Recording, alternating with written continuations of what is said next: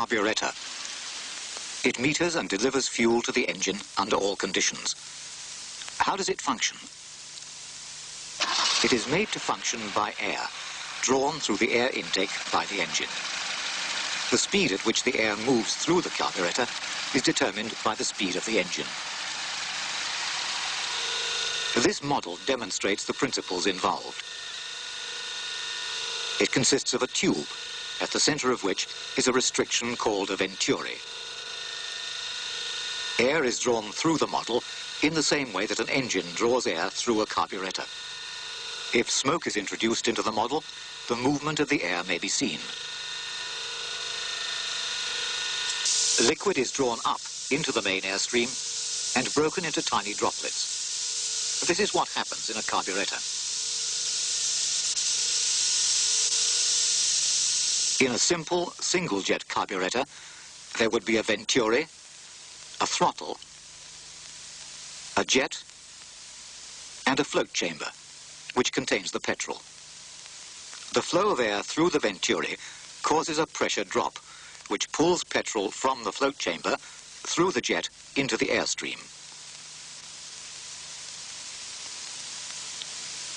The flow of fuel is controlled by the difference between pressure at the nozzle of the jet and the atmospheric pressure in the float chamber.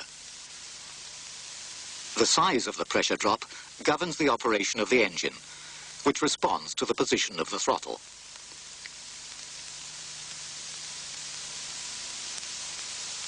Such a carburettor is only the beginning.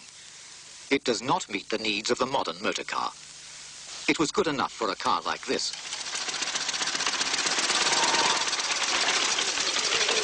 But it wouldn't begin to work in one like this.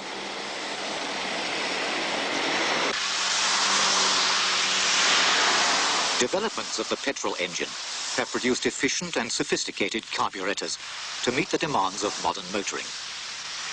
The job is to deliver the right mixture of fuel and air to the engine under all conditions. And to keep the mixture in the correct proportions, more air has to be introduced. This is done by an air bleed, which restricts the amount of fuel reaching the engine by mixing in more air to maintain the correct mixture. The air bleed consists of special channels within the carburettor, and the flow of fuel through the main jet draws in the additional air. When starting from cold, a richer mixture is needed. Here the choke plays its part. To start the engine, the choke is closed, which slightly opens the throttle. The choke valve allows very little air to pass. So when the engine is turned over, the suction acts mainly on the fuel jet, and together with the small amount of air, produces a richer mixture for starting when cold.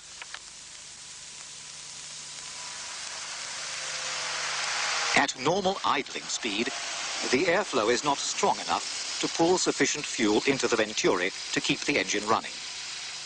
To do this, a small amount of petrol is injected into the side of the throttle nearest the engine. This is the idling jet. Petrol is delivered from the float chamber, air is drawn from the upper part of the venturi, and sufficient mixture is provided for the engine to idle.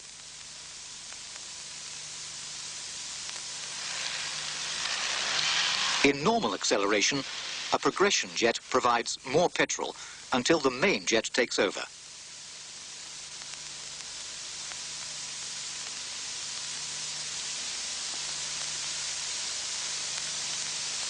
Sudden throttle opening provides more air, but weakens the mixture. There is a lag whilst extra fuel is drawn into the venturi to meet the new conditions.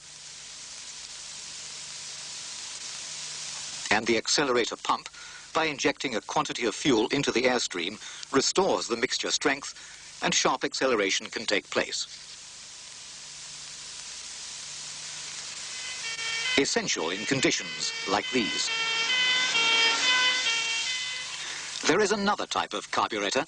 It is called a variable jet carburettor. One side of the venturi is replaced by the bottom of a piston, which moves up and down in a finely machined cylinder.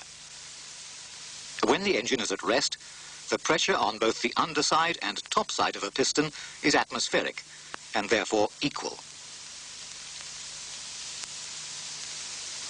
With the engine running, air is drawn out of the interior of the dome.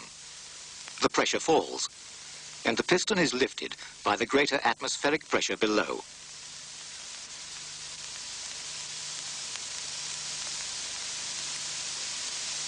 When the engine stops, the air flows back again, and the piston falls.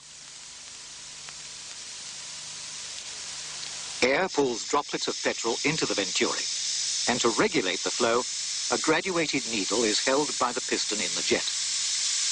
As the throttle opens, air is drawn through the carburetor, the piston rises, and the fuel that is needed is pulled into the airstream.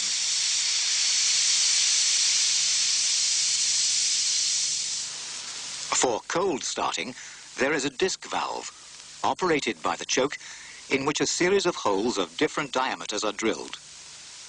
The choke control rotates the disc, and in the full rich position, all holes are open to the flow from the float chamber.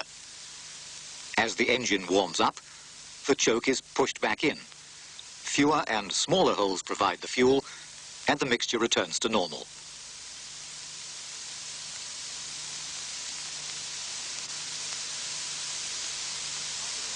The carburetors we have described are only two of many kinds. Although the principles are the same, individual engine requirements have produced many modifications of design and manufacture. In higher performance motor cars, maximum power is obtained by drawing in as much mixture into the cylinders as possible. A single carburetor is not always sufficient for this purpose. And one development which meets the need is the twin choke carburetor. It consists of two carburetors of different diameters side by side in the same casting. At lower revolutions, the needs of the engine are met by the smaller carburetor. At higher revolutions, the larger diameter carburetor comes into operation, greatly increasing the flow of mixture into the engine and improving its performance. The task is always the same. It is simply to deliver the right mixture of fuel and air to the engine at precisely the right moment.